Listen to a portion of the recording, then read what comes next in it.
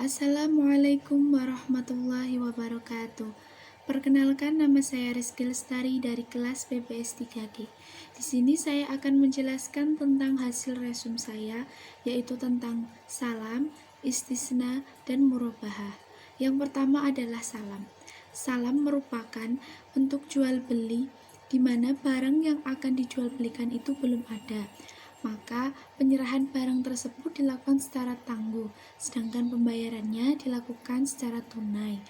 Nah, dalam praktek bank, nasabah ini berperan sebagai penjual dan bank berperan sebagai pembeli. Ketika barang tersebut sudah diserahkan kepada bank, bank akan menjual barang tersebut kepada rekan nasabah atau kepada nasabah itu sendiri. Dan pembayarannya itu bisa dilakukan secara tunai atau cash, atau juga bisa dilakukan secara cicilan. Nah, jika secara cicilan mengenai harga dan jangka waktu itu harus ditetapkan dulu di awal. Yang selanjutnya adalah dasar hukum salam. Dasar hukum salam ini sudah dijelaskan dalam Al-Quran dan hadis. Dalam Al-Quran dijelaskan dalam surat Al-Baqarah ayat 282, yang artinya, hai orang-orang yang beriman, apabila kamu bermuamalah tidak secara tunai untuk waktu yang ditentukan, hendaklah kamu menulisnya. Sedangkan dalam hadis, yaitu hadis yang diriwayatkan oleh Ibnu Abbas, bahwa Rasulullah SAW datang ke Madinah, di mana penduduknya melakukan salaf atau salam dalam buah-buahan dengan jangka waktu 1, 2, dan 3 tahun. Beliau berkata, barang siapa yang melakukan salaf atau salam, hendaknya ia melakukan dengan takaran jelas dan timbangan yang jelas pula, untuk jangka waktu yang ditentukan. Syarat utama dalam melakukan transaksi salam adalah barang yang akan diserahkan secara kemudian tersebut harus dijelaskan spesifikasinya secara jelas, yaitu meliputi mutu barang tersebut, jumlah barang tersebut, kualitas barang tersebut, dan lain-lain. Nah, apabila ketika barang tersebut sudah datang dan tidak sesuai dengan spesifikasi yang dijelaskan di awal, maka pembeli berhak untuk mengembalikan barang tersebut atau meminta ganti rugi. Nah, contoh transaksi jual beli salam adalah apabila petani tembakau membutuhkan uang saat ini juga, sedangkan tembakonya belum panen, maka petani tersebut bisa meminta kepada bank syariah untuk membeli hasil panennya, tetapi hasil panennya akan diberikan kemudian setelah panen. Nah, nanti bank tersebut akan menjual kembali hasil panen tersebut kepada petani dengan cara cicilan.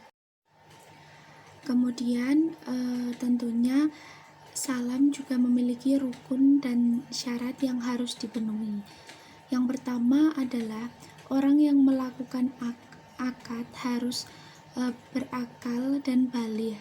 Sedangkan yang kedua adalah mengenai objek yang akan dijual, yaitu barang tersebut harus jelas spesifikasinya, harus ditentukan dulu harganya terlebih dahulu dan jangka waktu yang akan ditentukan, karena transaksi salam ini membantu bagi orang-orang yang kurang modal. Yang ketiga adalah sihat atau ijab qabul. Nah, ijab qabul ini haruslah dengan pernyataan yang jelas juga dan dipahami oleh kedua pihak. Ada beberapa perbedaan antara transaksi jual beli salam dengan transaksi jual beli biasa, yaitu yang pertama, harga barang dalam jual beli salam itu tidak boleh dirubah dan harus diserahkan seluruhnya pada waktu akad berlangsung. Nah, sedangkan jual beli biasa itu pembeli bisa berhutang kepada penjual. Yang kedua adalah harga yang diserahkan itu berbentuk tunai, bukan berbentuk cek mundur. Nah, jika berbentuk cek mundur, maka transaksi jual beli tersebut batal karena tujuan dari transaksi salam ini adalah untuk membantu produsen yang mungkin kekurangan modal. Yang ketiga adalah menurut Hanafiyah, harga beli boleh dijamin seseorang yang hadir sewaktu akad tersebut. Akan tetapi menurut Zufar Ibnu Huzail, pakar fikih Hanafi, tidak boleh dijamin oleh seseorang karena akan menunda pembayaran yang harus dibayarkan tunai ketika akad. Yang selanjutnya adalah tentang salam paralel. Dalam praktik perbankan, apabila barang yang sudah dibeli oleh bank itu misalnya berupa padi, jagung, atau cabai, ini dapat dijual kembali kepada pembeli kedua. Nah, inilah yang disebut dengan salam paralel. Hal tersebut diperbolehkan asalkan memenuhi syarat. Di antaranya adalah akad kedua itu terpisah dengan akad yang pertama, dan ketika melakukan akad kedua maka dilakukan setelah akad pertama itu dianggap sah. Yang selanjutnya saya akan membahas tentang istisna. Transaksi jual beli istisna ini sebenarnya hampir sama dengan transaksi salam. Akan tetapi pembayarannya dalam transaksi istisna ini bisa dilakukan di awal, di tengah, atau di akhir, dan bisa secara kontan atau bisa dibayar beberapa kali. Nah, mengenai jangka waktunya juga sudah ditetapkan dan disepakati di awal. Dalam praktik perbankan, transaksi secara istisna ini biasanya digunakan pada pembiayaan manufaktur dan konstruksi. Yang selanjutnya adalah tentang operasional istisna.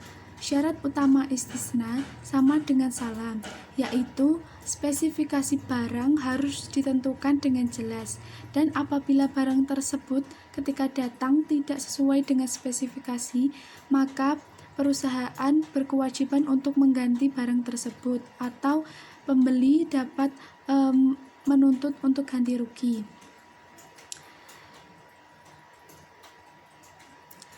Dan setelah bank memperoleh barang tersebut, maka bank tersebut akan menjual kembali barangnya dan mengambil keuntungan. Selanjutnya tentang rukun dan syarat istisna. Adapun rukun istisna yang pertama adalah ada orang yang berakad, yaitu ada penjual dan pembeli. Yang kedua adalah ada objek yang akan diakadkan, dan yang ketiga adalah sihat atau ijab qabul. Sedangkan syarat-syarat yang harus dipenuhi diantaranya yang pertama, kedua belah pihak bertransaksi berakal dan baligh. Yang kedua adalah saling ridho. Yang ketiga adalah sani atau menyatakan kesanggupan untuk membuat barang. Yang keempat, apabila bahan baku berasal dari mustani, maka akad ini bukan lagi istisna, tetapi berubah menjadi ijarah. Yang kelima adalah apabila akad mensyaratkan sani hanya bekerja saja, maka akad ini juga bukan lagi istisna, tetapi berubah menjadi ijarah. Dan keempat adalah masnu, atau barang yang dipesan mempunyai kriteria yang jelas. Dan yang terakhir adalah barang yang dipesan tidak termasuk ke dalam kategori dilarang ataupun haram. Selanjutnya tentang rukun dan syarat istisna. Adapun rukun istisna yang pertama adalah ada orang yang berakad, yaitu ada penjual dan pembeli. Yang kedua adalah ada objek yang akan diakadkan, dan yang ketiga adalah sihat atau ijab qabul. Sedangkan syarat-syarat yang harus dipenuhi diantaranya yang pertama, kedua belah pihak bertransaksi berakal dan baligh. Yang kedua adalah saling ridho. Yang ketiga adalah sani atau menyatakan kesanggupan untuk membuat barang. Yang keempat, apabila bahan baku berasal dari mustani, maka akad ini bukan lagi istisna, tetapi berubah menjadi ijarah. Yang kelima adalah apabila akad mensyaratkan Sani hanya bekerja saja, maka akad ini juga bukan lagi istisna, tetapi berubah menjadi ijarah. Dan keempat adalah masnu, atau barang yang dipesan mempunyai kriteria yang jelas. Dan yang terakhir adalah barang yang dipesan tidak termasuk ke dalam kategori dilarang ataupun haram. Dan yang dimaksud dalam istisna paralel adalah ketika dalam sebuah kontrak istisna, bisa saja pembeli tersebut mengizinkan pembuat barang menggunakan subkontraktor untuk melakukan kontrak tersebut. Nah, kontrak baru ini yang disebut dengan istisna paralel. Dan selanjutnya saya akan menjelaskan tentang jual beli murabahah. Jual beli murabahah merupakan jual beli barang di mana penjual menjual sesuai harga beli dan mengambil keuntungan. Dan di sini penjual harus memberitahu harga beli barang tersebut dan ditambah dengan tingkat keuntungan. Dasar hukum atau landasan syariah yang mendasari jual beli murabahah terdapat pada Al-Quran dan hadis. Dalam Al-Quran telah dijelaskan pada surat Al-Baqarah ayat 275 yang artinya, padahal Allah telah menghalalkan jual beli dan mengharamkan riba. Sedangkan dalam hadis dari Suhaib Al-Rumi radhiyallahu anhu bahwa Rasulullah SAW bersabda, 3 hal yang di dalamnya terdapat keberkatan: jual beli secara tangguh, muqaradah atau mudarobah, dan mencampur gandum dengan tepung untuk keperluan rumah, bukan untuk dijual. Hadis riwayat Ibnu Majah. Yang selanjutnya adalah tentang operasional murabahah. Produk murabahah adalah pembiayaan perbankan syariah dengan menggunakan prinsip jual beli barang pada harga asal dengan tambahan keuntungan yang disepakati antara kedua belah pihak. Dan di sini bank berperan sebagai penjual, sedangkan nasabah berperan sebagai pembeli. Nah, bila dilihat sekilas terdapat kesamaan antara jual beli murabahah dengan pembiayaan konsumtif. Persamaannya yaitu pembiayaan yang diberikan itu berupa barang, contohnya mobil, motor, dan lain-lain, bukan uang, dan pembayarannya itu secara cicilan.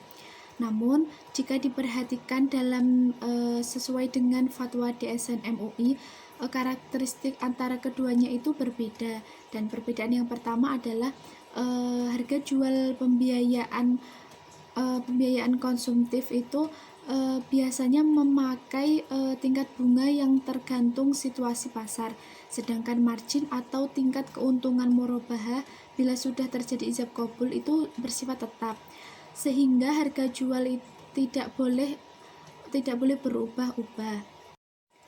Nah, perbedaan yang kedua adalah akad murabahah adalah akad jual beli, sehingga ketika akad harus ada barang yang akan diperjualbelikan. Namun dalam pembiayaan konsumen itu belum tentu ada barangnya.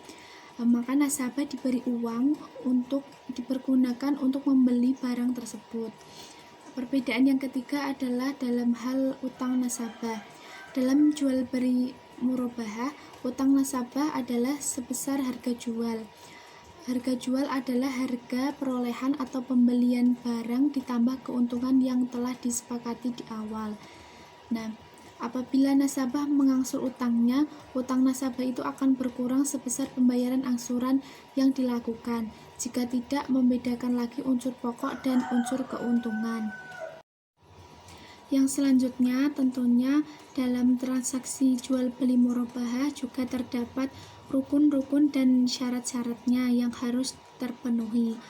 Rukun murabahah yang pertama adalah harus ada orang yang berakad, artinya harus ada penjual dan pembeli. Yang kedua adalah harus ada objek yang akan diperjualbelikan, dan yang ketiga adalah ijab qabul. Sedangkan syarat-syarat yang juga harus terpenuhi dalam transaksi jual beli murabahah diantaranya, yang pertama, Bank Islam memberitahu biaya modal kepada nasabah. Yang kedua, kontrak pertama harus sah. Yang ketiga, kontrak harus bebas dari riba. Yang keempat, Bank Islam harus menjelaskan setiap cacat yang ada dan membuka semua hal yang berhubungan dengan kecacatan. Dan yang kelima adalah Bank Islam harus membuka semua ukuran yang berlaku bagi harga pembelian. Yang selanjutnya adalah tentang penerapan murabahah dalam lembaga keuangan syariah. Cara operasional bank syariah itu sebenarnya sama dengan bank konvensional, akan tetapi yang menjadi perbedaannya adalah pada bunga dan praktik lainnya yang mungkin dalam syariat itu tidak dibenarkan. Murabahah sendiri merupakan salah satu bentuk penghimpun dana yang dilakukan oleh perbankan syariah, baik untuk kegiatan usaha secara umum. Nasabah pada perbankan syariah mengajukan permohonan untuk pembelian suatu barang dan di mana barang tersebut akan dilunasi oleh bank dan kemudian nasabah akan melunasinya kepada bank secara tunai atau secara cicilan, dan pembayaran tersebut ditambah dengan margin yang didapatkan oleh bank. Sekian yang dapat saya sampaikan. Apabila ada salah dalam pengucapan kata, mohon dimaafkan. Wassalamualaikum warahmatullahi wabarakatuh.